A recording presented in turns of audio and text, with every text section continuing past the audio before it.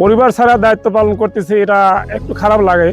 যে তারপরে আমরা সৈনিক, যেহেতু আমাদের সীমান্তে নিয়োজিত থাকার কথা, সীমান্ত রক্ষা করাই আমাদের দায়িত্ব। সীমান্ত রক্ষা করা বা জনগণের নিরাপত্তা নিশ্চিত করা, এটাই আমাদের কাছে বড় ঈদ।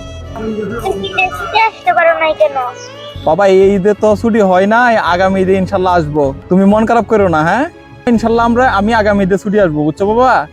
ফোনের ওপাশ থেকে ভেসে আসা সন্তানের এই অবুঝ আকুতি কিংবা পরিবারের চাতক পাখির মতো অপেক্ষার চেয়ে দেশের প্রতি দায়িত্বটাই তাদের কাছে সবসময় বড় হয়ে দাঁড়ায়। বুক ভরা কষ্ট আর চোখের কোণে জমে থাকা জল লুকিয়ে হাসি মুখে তারা সান্ত্বনা দেন প্রিয়জনদের। ঈদের এই আনন্দ কোনো মুহূর্তে প্রিয়জনকে মিস করাটা স্বাভাবিক, কিন্তু আমাদের এই ত্যাগের বিনিময়ে যখন দেশের কোটি কোটি মানুষ ঈদ উদযাপন করতেছে, সেই কষ্টের থেকে সেই তৃপ্তিটাই বড়। দেশের মানুষের স্বস্তি ও সুরক্ষার মাঝে আমরা আমাদের ঈদের প্রকৃত আনন্দ খুঁজে পাই। হ্যাঁ, এই আত্মত্যাগই তাদের শক্তি। নিজের পরিবারের চেয়ে দেশের কোটি কোটি মানুষের নিরাপত্তা নিশ্চিত করতে পারার মাঝেই তারা খুঁজে নেন ঈদের আসল সার্থকতা। ঘরমুখো মানুষের ভিড়ে চারপাশ মুখরিত।